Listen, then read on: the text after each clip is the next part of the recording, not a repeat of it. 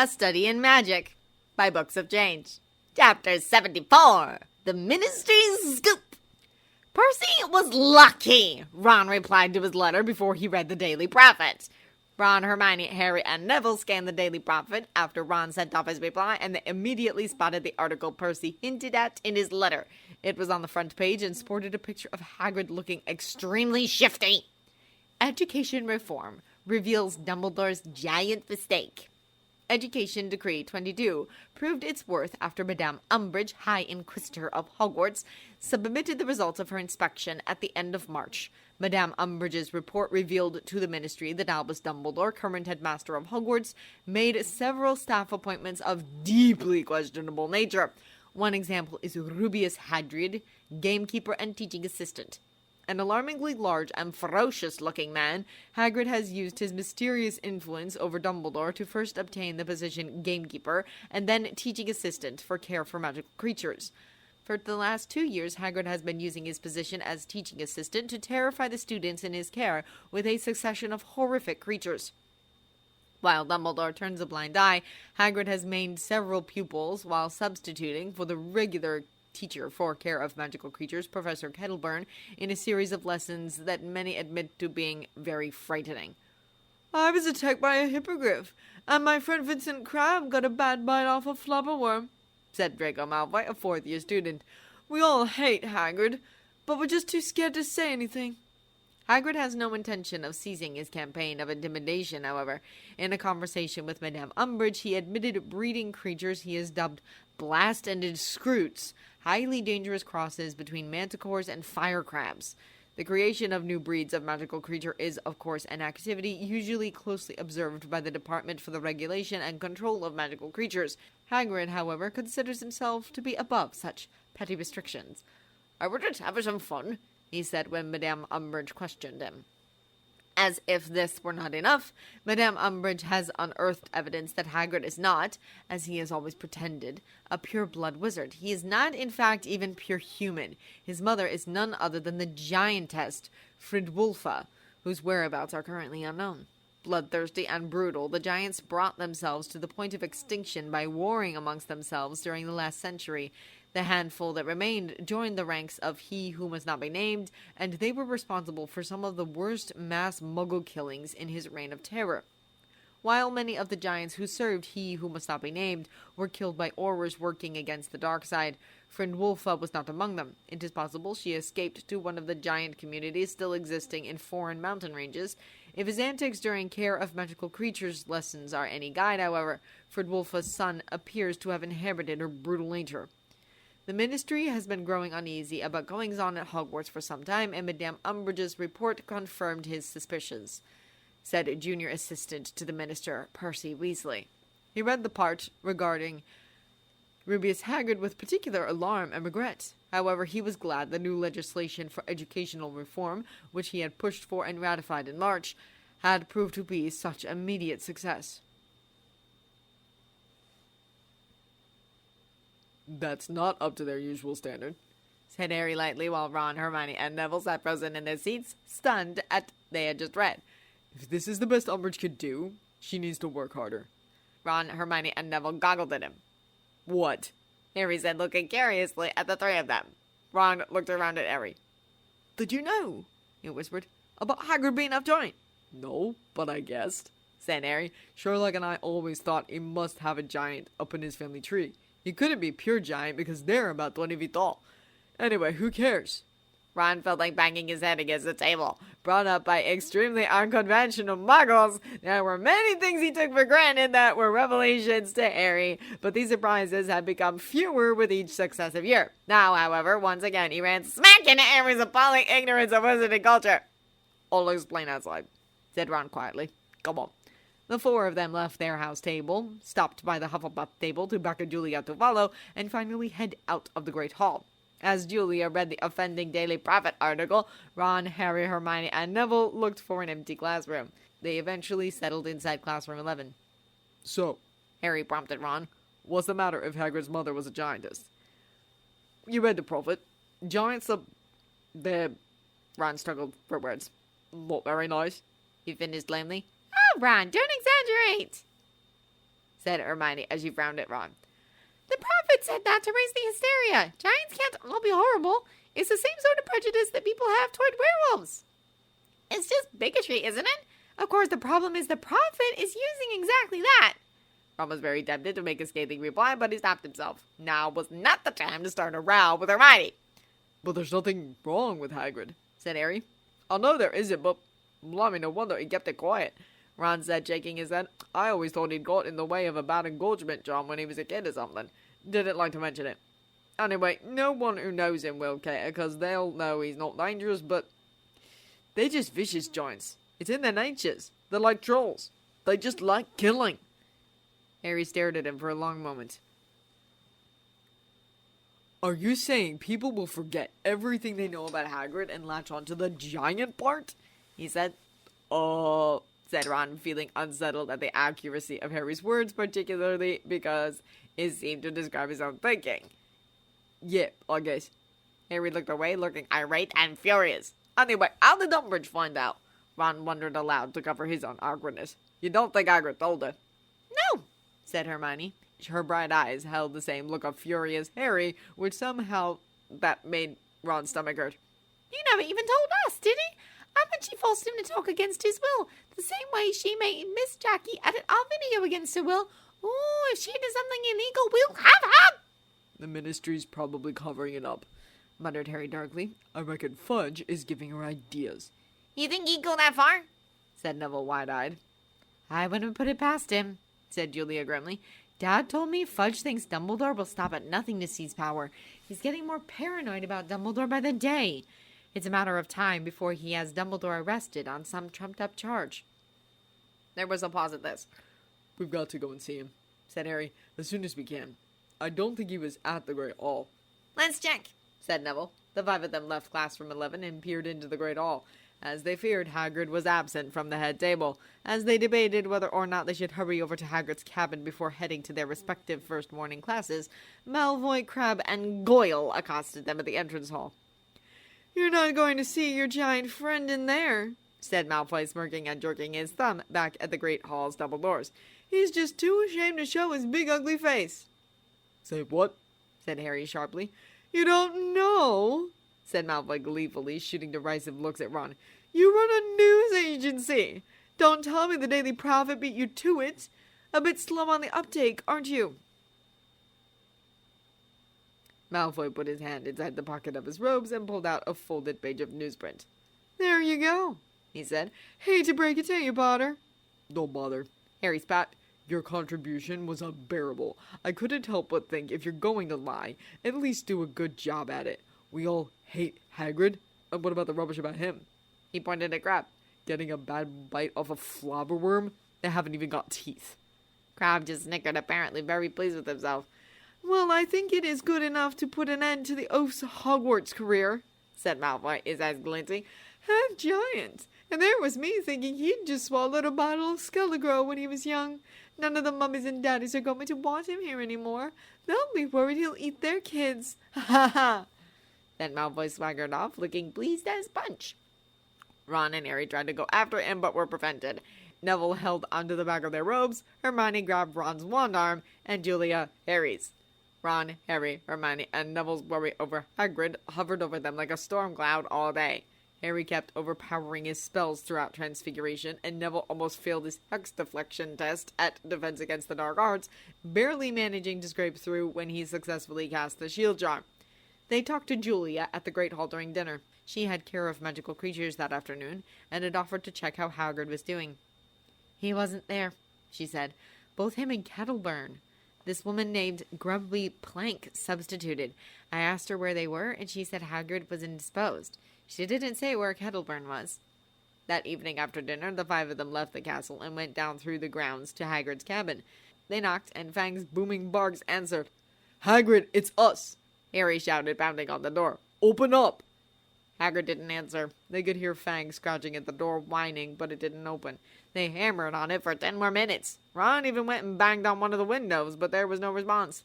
What's he avoiding us for? Hermione said when they had finally given up and were walking back to the school. He surely doesn't think we'd care about him being half giant. But it seemed that Hagrid did care. They didn't see a sign of him the next morning. He didn't appear at the staff table at breakfast, and they didn't see him going about his gamekeeper duties on the grounds. Professor Kettleburn was similarly absent, and the older students speculated he'd finally done something that got himself sacked. Professor Gurbly Plank, an elderly witch with closely cropped gray hair and a very prominent chin, continued to teach the care of magical creatures classes. Malfoy gloated at every possible opportunity. "Missing your half-breed pal?" he kept whispering to Ron whenever there was a teacher around so that he was safe from his retaliation. "Missing the Elephant Man?" The Friday of that week was also the last day of the spring term. Ron and his friends discussed the chances of seeing Hagrid after Easter holidays. None of them liked the look of the odds. "As if we don't have enough to worry about," Ron grumbled during lunch. "We're supposed to work on the MMN transfer during the holidays, too." "Count your blessings. I have to help Auntie Jack with her wedding," Julia snarled. Ron, Harry, and Neville all looked down and kept their mouths firmly shut. Julia was liable to blow up at anyone who mentioned Miss Jack's forthcoming marriage, groom unknown, and even thinking about it often led to being attacked by a flock of miniature glass seagulls. Ron still sported the marks from the last pecking attack. They had a particularly difficult double potions class that afternoon. Snape appeared to no more look forward to the start of the holidays than he would look forward to naming Harry as his heir, and tried to bully Neville worse than ever. Neville refused to give him the satisfaction that his comments were getting to him, however, and that seemed to further enrage Snape. Ron wasn't exactly surprised when at the end of class, Snape surprised them with an unannounced quiz on antidotes. "Silence!" Snape roared when the whole class let out a noise of protest. "The general standard of your antidotes from last term was abysmal, and have told you since then that I expected to see a great deal more effort. I shall hand out detentions to dunces who get another D." He turned heel as Malfoy sniggered and said in a carrying whisper, "Some people got a D last term? Huh?" Determined not to give Snape an excuse to give them detention, Ron and Harry doubled their effort to peek at Hermione's quiz, and Hermione made no moves to hide her answers, even when she noticed their shifting glances. Unfortunately, Neville was as skilled in cheating as he was at potions. Snape gave him detention after scribbling a large spiky red D on the center of his quiz. "What a way to end the term," said Ron gloomily as he climbed the steps out of the dungeon and made their way across the entrance hall. "Poor Neville, I don't think I'd be able to control my stomach if Snape made me clean the dungeon's drains." "Why is she still here?" Hermione whispered suddenly. "Look!" She pointed across the entrance hall, and Ron saw Madame Umbridge in front of the staff room. Umbridge was talking to Argus Filch, the caretaker. Filch was perhaps the only person in Hogwarts who liked Umbridge, owing to the fact Umbridge decided his request that students ought to be hung from their ankles as punishment was perfectly reasonable. Anyway, it was indeed odd, Ron thought, that Umbridge was here at Hogwarts when she had finished her inspections. He watched Umbridge as they came closer to the Great Hall. Umbridge wore a wide smile or callous satisfaction on her face as she listened to what Filch had to say. But then she looked over, saw them, and dismissed Filch with a wave of her hand. "Ah, Mr. Potter, just the person I wanted to see," said Umbridge sweetly. "I would like a word with you." "What for?" snapped Harry. "To address your tone, for starters," said Umbridge, her toad-like smile widening. "But also your choice in friends. You call Hagrid a friend, don't you?" "Yes," said Harry defiantly. "We all do," said Hermione, glaring at Umbridge. "Right, Ron?" Ron looked down, but managed to nod somehow. "I feared as much," said Umbridge, clicking her tongue. "Really, Mr. Potter, don't you know half-breeds like Hagrid always take after their non-human parents? Of course, I expected such foolish ignorance from a muggle-born like you, Miss Granger. But you, Mr. Weasley, I thought you would teach your friend better." Ron saw red at this comment.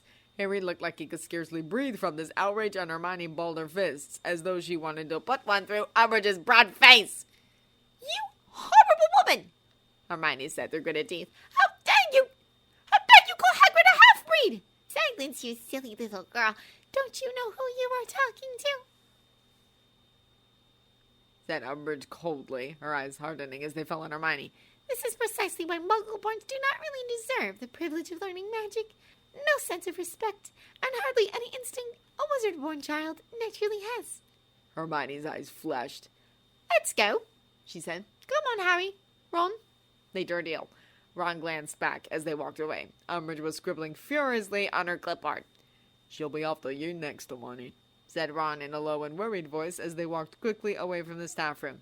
She doesn't scare me, said Hermione defiantly. She was shaking with rage. I'll show her. Just an ignorant muggle-born, am I? Oh, I'll get her back for this. "You don't want to go upsetting Umbridge," said Ron nervously. "I'm serious, Hermione. She'll try to get you expelled." Let her try, said Hermione, now striding along so fast that it was all Ron and Harry could do to keep up with her. Ron had never seen Hermione in a rage like this before, and it was as terrifying as it was mesmerizing. And Hagrid isn't hiding anymore. You should never have let that excuse for a human being upset him. Come on.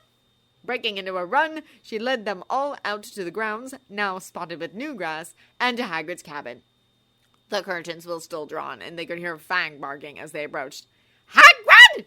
Hermione shouted, pounding on his front door. Hagrid, that's enough. We know you're in there. Nobody cares if your mum was a giantess, Hagrid. You can't let that foul Umbridge do this to you. Hagrid, get out here. You're just being... The door opened, and Hermione said, "Up!" and then stopped very suddenly because she had found herself face to face not with Hagrid, but with Albus Dumbledore. "Good afternoon," he said pleasantly, smiling down at them. We wanted to see Hagrid, said Hermione in a rather small voice. "Yes, I surmised as much," said Dumbledore, his eyes twinkling. "Why don't you come in?" Oh, okay, said Hermione. She, Ron, and Harry went into the cabin. Fang launched himself upon Harry the moment he entered, barking madly and trying to lick his ears. Harry fended off Fang as Ron looked around. Hagrid was sitting at his table, where there were 2 large mugs of tea. He looked a real mess. His face was blotchy, his eyes swollen, and he had gone to the other extreme where his hair was concerned. Far from trying to make it behave, it now looked like a wig of tangled wire. "Hi, Hagrid," said Harry. Hagrid looked up. "Hello," he said in a very hoarse voice. "More tea, I think," said Dumbledore, closing the door behind Ron, Harry, and Hermione, drawing out his wand and twiddling it. A revolving tea tray appeared in midair, along with a plate of cakes.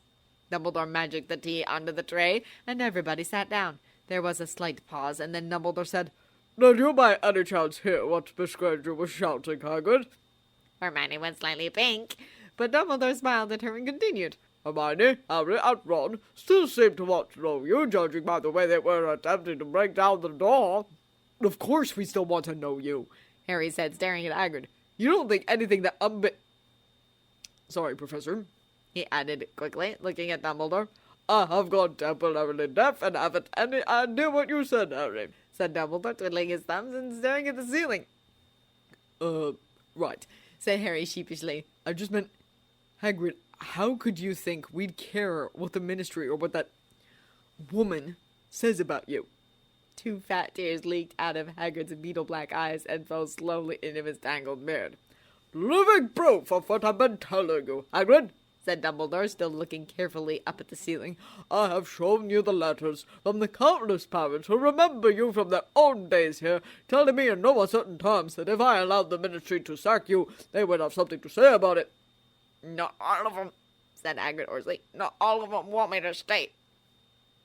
"Really, Hagrid, if you are holding out for universal popularity, I'm afraid you will be in this cabin for a very long time," said Dumbledore, now peering sternly over his half-moon spectacles. "Not a week has passed since I became headmaster of this school when I haven't had at least 1 hour complaining about the way I run it, and this past month I have been practically inundated with owls bearing complaints. But what should I do? Barricade myself in my study and refuse to talk to anybody?" "You're not a giant," said Hagrid groggily. "Only mad and going senile, according to Daily Prophet," said Professor Dumbledore calmly. "The tendency may run in my family. My own brother, Aberforth, was prosecuted for practicing inappropriate charms on a goat.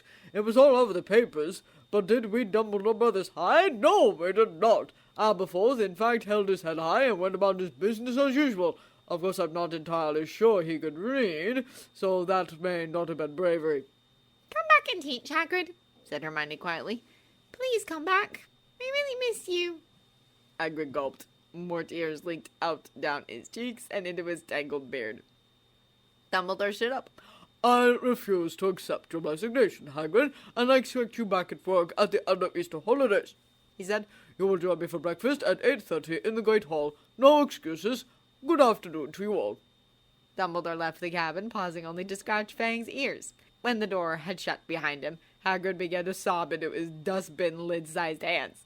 Hermione kept patting his arm, and at least Hagrid looked up, his eyes very red indeed, and said, Great man, Dumbledore. Great man. Yeah, he is, said Ron. Can I have one of these cakes, Hagrid? Eat up yourself, said Hagrid, wiping his eyes on the back of his hand. He's right, of course. Yeah, right. I've been stupid. My old dad would have been ashamed of the way I've been behaving. More tears leaked out, but he wiped them away more forcefully and said, Never shown you a picture of my old dad, have I? Here. Hagrid got up, went over to his dresser, opened a drawer, and pulled out a picture of a short wizard with Hagrid's crinkled black eyes, beaming as he sat on top of Hagrid's shoulder. Hagrid was a good 7 or 8 feet tall, judging by the apple tree beside him, but his face was beardless, young, round, and smooth. He looked hardly older than 11. That was taken just after I got into Hogwarts, Hagrid croaked. Dad was dead chuffed that I might not be a wizard, see, 'cause my mum. Ron choked on the cake he bit into, as he rather irreverently wondered how Hagrid's tiny dad and his giant mum went about making Hagrid. Course I never was great shakes at magic, really, Hagrid went on over Ron's choking noises. But at least they never saw me expelled. Died, see, in my second year. Dumbledore was the one who stuck up for me after Dad went. Got me the gamekeeper job. Trusts people, he does. Gives them second chances. That's what sets him apart from other heads, see. He'll accept anyone in Hogwarts, as long as they've got the talent. Knows people can turn out okay, even if their families weren't, well, all that respectable. But some don't understand that. There's some who'd always hold it against you. There's some who'd even pretend they just had big bones rather than stand up and say, I am what I am, and I'm not ashamed. Never be ashamed. My old dad used to say, there's some who'll hold it against you, but they're not worth bothering with. And he was right, I've been an idiot. I'm not bothering with her no more, I promise you that, big bones. I'll give her big bones. Ron, Harry, and Hermione stared at each other bewilderingly for a second until a look of horrified epiphany crawled all over Hermione's face. Ron wasn't sure if he wanted to know what she figured out, but decided to ask her later nevertheless. You know what, Harry? Hagrid said, looking up from the photograph of his father, his eyes very bright.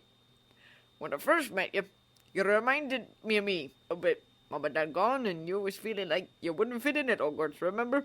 Not sure you were really up to it. And now look at you, Harry. Best spellcaster Hogwarts has ever seen in decades. He looked at Harry for a moment. Then he turned to all three of them and said very seriously, You know what I'd love? I'd love to see Jack's company really succeed. I really would. It'd show more.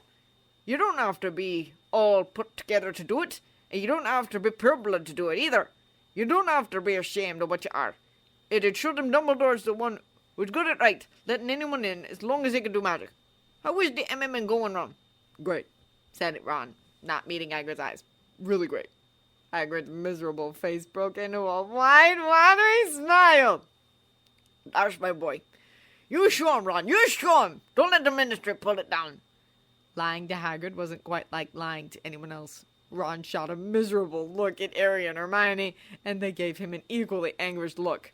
Hagrid would be devastated when Sherlock's plan went into full bloom, but then again they didn't dare tell Hagrid what they were doing.